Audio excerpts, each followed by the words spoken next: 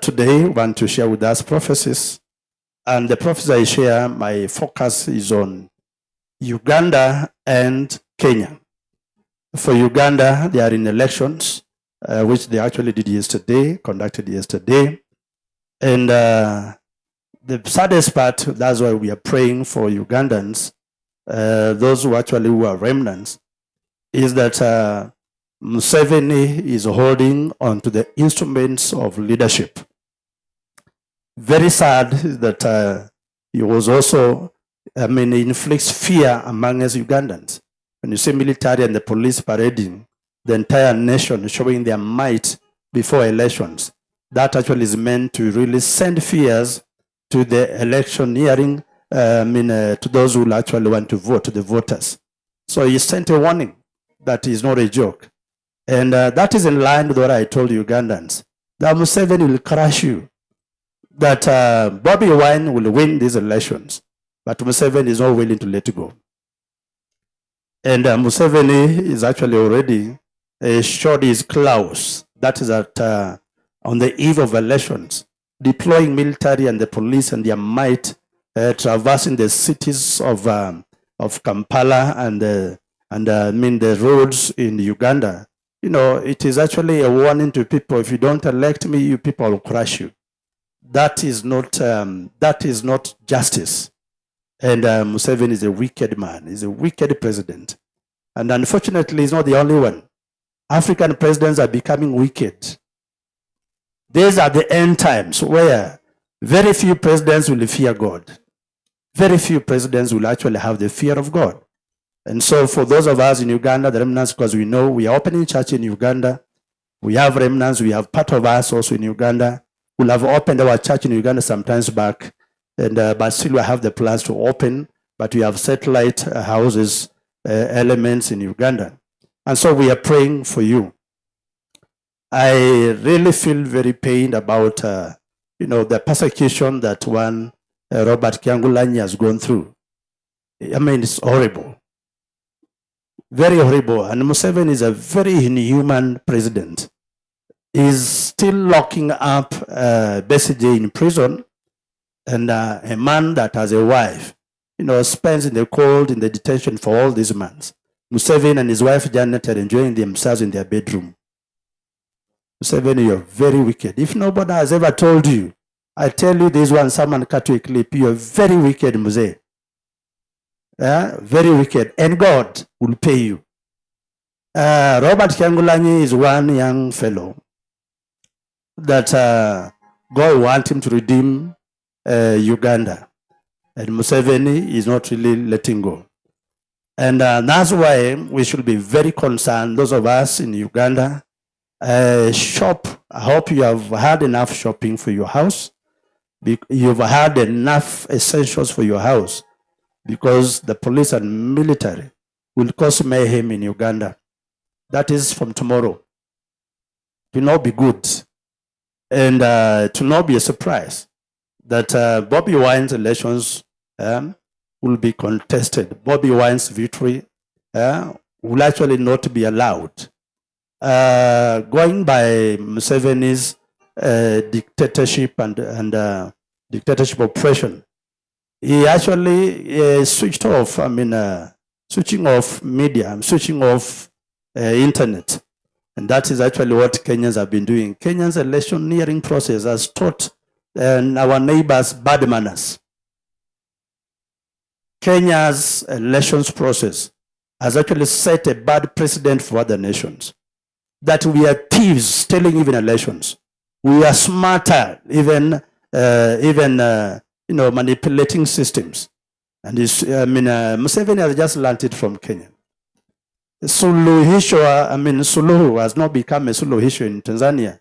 He's learned the lessons from Kenya, where they know how to clamp down on critics, where they also know how to shut down internet, where they even today, you hear Ruto is still, they want to prefect and manipulate social media. I really tell Ruto not to go that direction. In any case, 2026, 2027, 2026 is a very determining year if Ruto shall break through into 2027. And so, with Museveni switching off the internet in Uganda, he had easy time playing what Kenya's played with the Smartmatica.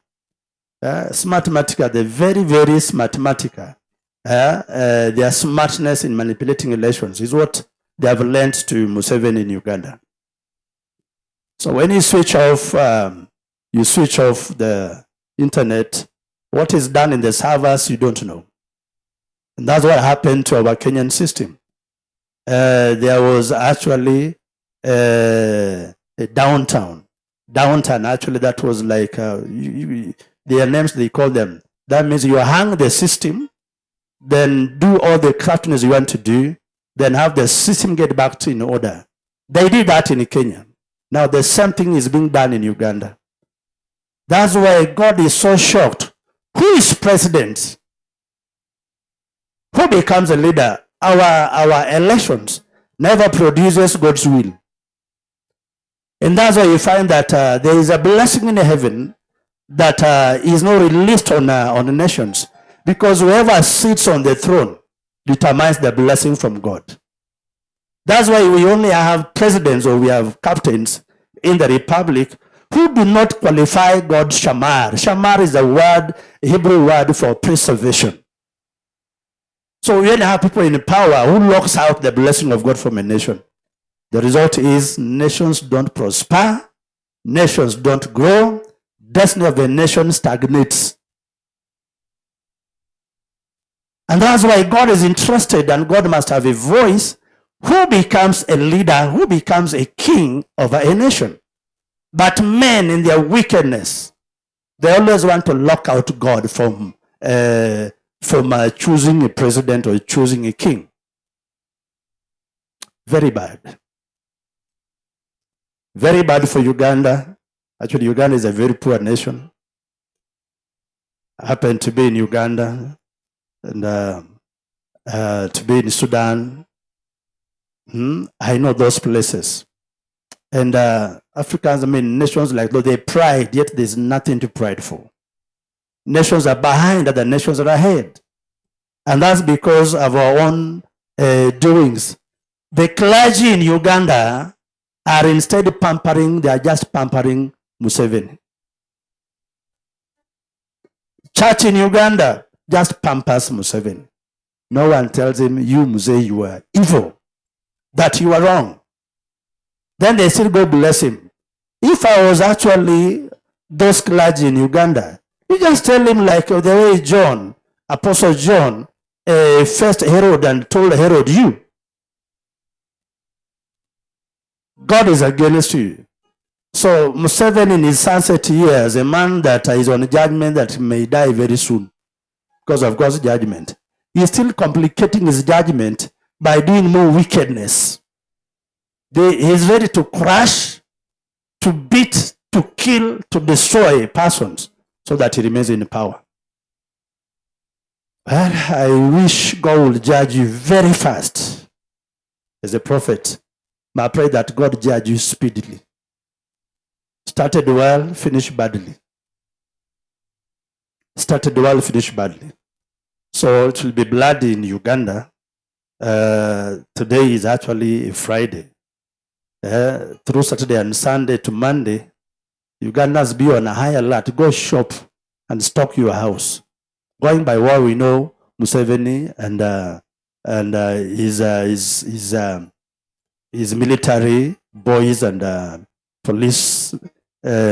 policemen will actually clamp down. And I just pray that God keeps for us Bobby Wine alive and his wife. I pray that God keeps for me BCJ and his wife alive. I really pray that God preserve those people for me so that they live to see Museveni pass on. Museveni will pass on. But the thing is, it will be bloody. Elections will be announced in Uganda. It will just be what you saw in Tanzania. It will be quite bloody. The same thing happens in Kenya. So Kenya, Uganda, Tanzania, they have this thing, post-election violence.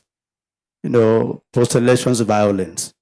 That once results are announced, the one in power must actually use the instruments of power to rain hard on dissidents. Very bad.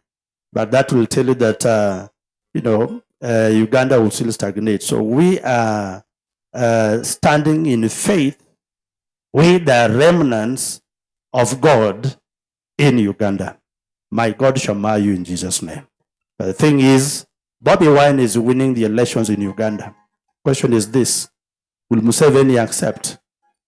Another thing is that the results may not be very credible. Going by what I told you earlier, this man will manipulate elections, and prophecies are being fulfilled. How does the kids fail on the day of elections? Why should such a thing happen? These are man-made mistakes, deliberate sabotage to favor the incumbent. God warned, they told us, God warned that Uganda will actually face turmoil.